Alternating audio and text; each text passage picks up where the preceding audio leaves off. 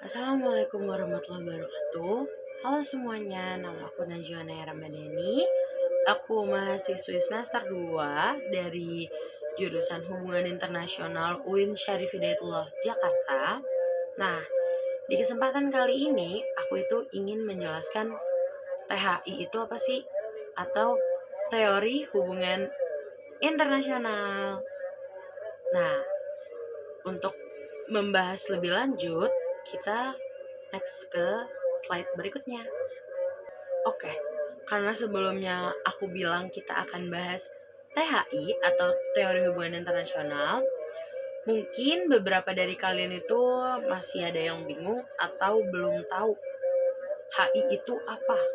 Nah, di sini aku tuh ingin menjelaskan secara ringkas apa itu HI dan awal mula perkembangan HI. Nah, HI itu merupakan singkatan dari hubungan internasional, yaitu sebuah bidang akademik. Nah, HI berkembang itu sejak awal abad ke-20. HI itu muncul dikarenakan banyaknya pendekatan teoritis yang berusaha untuk memahami interaksi antar negara atau aktor non-negara dalam lingkup global atau mendunia. Sementara itu, teori hubungan internasional atau THI itu merupakan alat atau kerangka dalam meneliti pola interaksi global, berperan dalam perubahan tatanan internasional, dan menjadi alternatif terhadap maraknya isu global yaitu konflik, diplomasi, dan ekonomi dan keamanan. Nah, isu pembahasan selanjutnya itu aku ambil dari dua sumber buku ya guys, yaitu International Relations Theory dan International Relations Theories and Approaches. Oke, sebelum kita ngebahas teori HI, sebelumnya teori itu apa sih? Nah, teori itu memiliki makna yang berbeda dari sudut pandang yang berbeda juga guys. Contoh simpelnya itu kayak gini. Saat aku mengungkapkan sesuatu, mungkin secara teori itu kalau ungkapan aku itu benar secara teori ya, tetapi itu tuh belum tentu dianggap benar di kehidupan nyata atau di dunia nyata. Nah, penggunaan kata secara teori sendiri itu setara dengan kata secara prinsip. Sementara itu, dalam hubungan internasional, teori itu berguna sebagai alat atau jembatan untuk mencapai tujuan tertentu. Dan sebelum lanjut ke pembahasan teori HI, nah ini ada hal basic yang harus kita tahu, yaitu peran-peran dalam THI. Nah, yang pertama itu adalah epistemologi. Epistemologi ini yang paling sering digunakan adalah empirisme. Nah, empirisme itu mengeklaim bahwa sebuah kebenaran itu bisa kita buat melalui pengamatan kita sendiri. Nah, yang kedua itu ada metodologi. Itu metode penelitian HI secara empiris. Nah, metode tersebut mencakup dua metode, yaitu kuantitatif dan kualitatif. Yang ketiga itu ada ontologi. Nah, ontologi itu berpendapat kalau bagaimana atau dia itu memberitahu kita cara untuk memahami segala sesuatu di dunia atau bahkan sekitar kita. Seperti itu.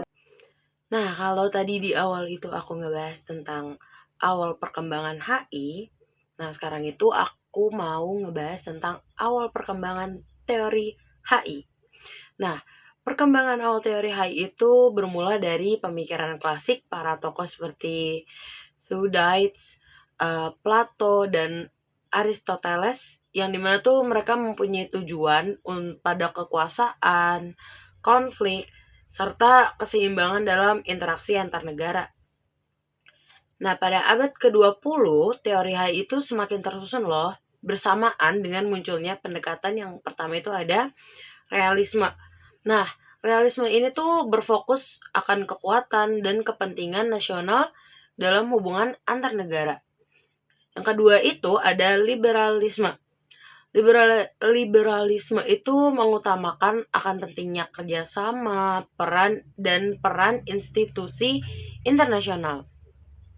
Nah, yang ketiga itu ada konstruktivisme. Dia itu memperlihatkan bagaimana identitas, norma, dan konstruksi sosial itu terlibat dalam pergerakan hubungan internasional. Nah, di waktu yang sama juga, teori HI itu memiliki keberagaman dengan munculnya pendekatan ekonomi yang strukturalis, lalu teori kritis, feminisme. Dengan adanya keberagaman tersebut, nah itu tuh mempengaruhi kita untuk lebih dalam atau memahami lebih dalam tentang hubungan internasional loh. Di dalam teori HI itu terdapat level analisis. Nah, itu tuh atau tingkat analisis yang dimana itu tuh membantu dalam menyusun pemikiran untuk memahami hubungan internasional atau HI. Nah, dalam buku International Relations Theory, penulis itu mengutip dari J. David Singer. Ia mengatakan bahwa kalau tingkat analisis mempengaruhi apa yang dapat kita lihat dan tidak dapat kita lihat. Di studi HI tersendiri terdapat 4 tingkatan analisis, yaitu sistem internasional, negara, kelompok, dan individu.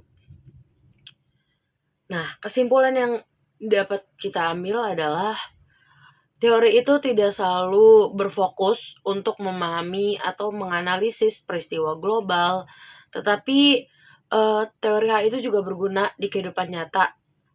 Yang paling simpel itu kayak kita menjelaskan kejadian, memprediksi apa yang akan terjadi atau mungkin terjadi, atau bahkan bagaimana antar negara itu saling berinteraksi.